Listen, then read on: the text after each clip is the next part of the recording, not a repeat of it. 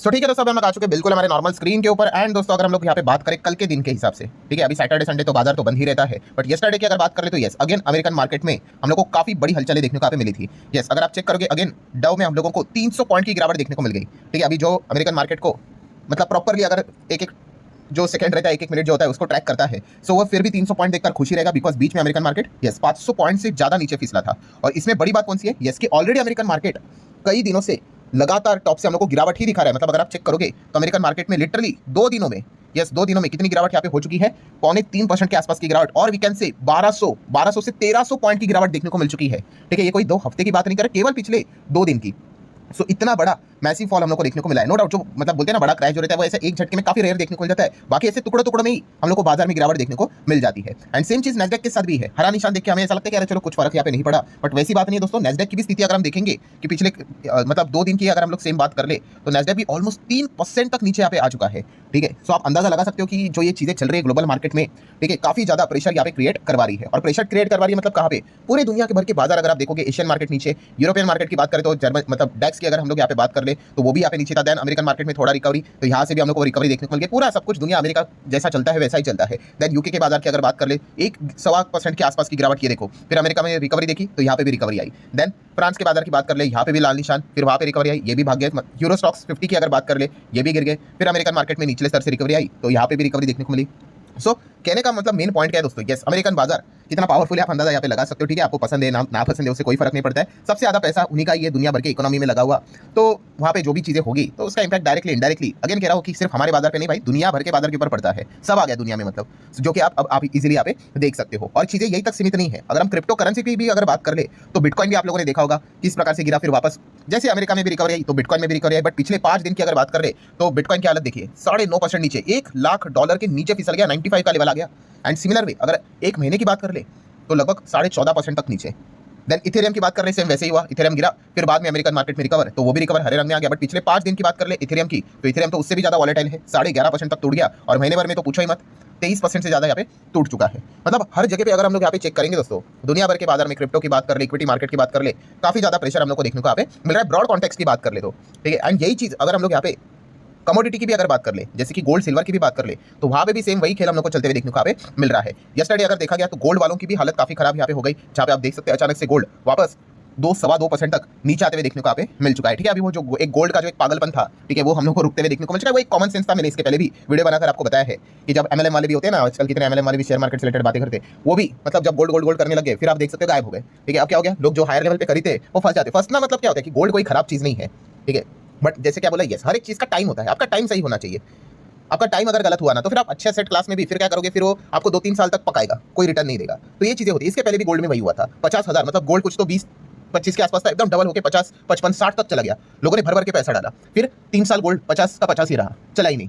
आप समझ रहे हो, तो क्या गोल्ड खत्म हुआ? नहीं, अभी आप देख सकते हो 1-1.25 लाख तक आ गया। मतलब कुल मिला के सीखने वाली बात भी क्या होती है भाई, कि थोड़ा सा मतलब ना दिमाग लगाना होता है। जहाँ पे पब्लिक भागते हैं ना, वहाँ पे अगर आप भागोगे तो पैसा बनने के चांसेस ना के बराबर होते हैं। इसलिए तो मैंने ये वीडियो भी बनाया था, जो हमारा चैनल है let's learn stock market and finance. Yes, बिना टेक्निकल्स के आप कैसे यहाँ पे लोअर लेवल पे बाय कर सकते हो और हायर लेवल पे सेल कर सकते हो। ये वाला वीडियो देख लो, आपको सारा डाउट यहाँ पे क्लियर हो जाएगा। चाहे तो मैं इसका लिंक आपको ऊपर आई बटन पे दे देता हूँ। ठीक है, ये चीजों को सीखो भाई, जब तक आप सीखोगे नहीं ना, ये एक्सपेक्ट मत करना कि आपका पोर्टफोलियो हरा रंग में आएगा। पैसा सिर्फ लगाने से और जोर जबरदस्ती से लॉन्ग टर्म में बने रहने से कोई फर्क नहीं पड़ता है। ठीक है, लॉजिक होना चाहिए उसके पीछे।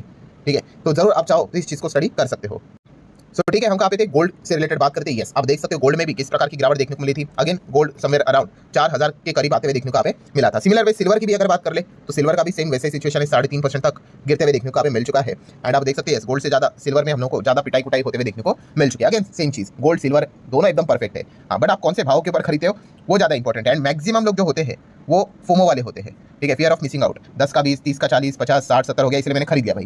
ठीक है, तो ऐसा अगर आप करोगे तो फिर मतलब जैसे मैंने कहा कि किधर भी चले जाओगे तो दिक्कत होगी। एनीवेज, अब आ जाते हैं दोस्तों कि प्रॉब्लम क्या है, ग्लोबल मार्केट में इतना ज्यादा हाहाकार हम लोग को क्यों मचते हुए देखने को मिल चुका है। सो इसका एक ही कारण होता है कि ग्लोबल मार्केट को अगर कोई हिला सकता है तो कौन कर सकता है, यस अमेरिका ही कर सकता है। और अमेरिका में हम लोगों ने देखे 2 बड़े बैक टू बैक बड़े चीजें हम लोग को होते हुए देखने को मिल चुके हैं। उसमें से पहला चीज तो है एआई बबल है, वो बबल कभी भी फट सकता है। इससे रिलेटेड मल्टीपल थ्योरीज हम लोग को देखने को यहाँ पे मिल चुके हैं। एग्जैक्ट कब फटेगा भाई वो किसी को भी पता होता नहीं है, बट ये चीजें चल रही है। और खास करके ये चीजों को लेकर और ज्यादा बवाल कब मचा, पहला तो माइकल बरी ने एनवीडिया एंड पैलेंटायर को शॉर्ट किया, ये एक पॉइंट तो देख लिया। फिर उसके बाद उनका जो हेज फंड था वो उन्होंने बंद कर दिया। ठीक है, देन आपको पता है सॉफ्ट बैंक एनवीडिया से पूरा एग्जिट हो गए, $5 बिलियन से ज्यादा उनका इन्वेस्टमेंट था उसमें। पूरा एग्जिट हो गए। फिर उसके बाद से लेके अभी हम लोग कहे ना कि ये जो एआई से रिलेटेड टेक्नोलॉजी वाले स्टॉक है ना, वो एकदम मतलब वहाँ पे हिले हुए हैं एकदम से, मतलब एकदम जो रैली देखने को मिल रही थी ना, वो रुकी हुई है इस चीज़ को लेकर। ठीक है, तो यहाँ से हम कह सकते हैं, और अमेरिका मतलब आपको पता है टेक्नोलॉजी ड्रिवन सारी कंपनियां देखने को मिल जाती है, इसलिए हमारा आईटी सेक्टर भी इस चीज़ के चलते डिस्टर्ब हुआ था और हो भी रहा है। सो ये एक सबसे बड़ा पॉइंट हम लोग को देखने को यहाँ पे मिला था। और सेकंड पॉइंट कौन सा, अमेरिका का शटडाउन तो खत्म हो गया।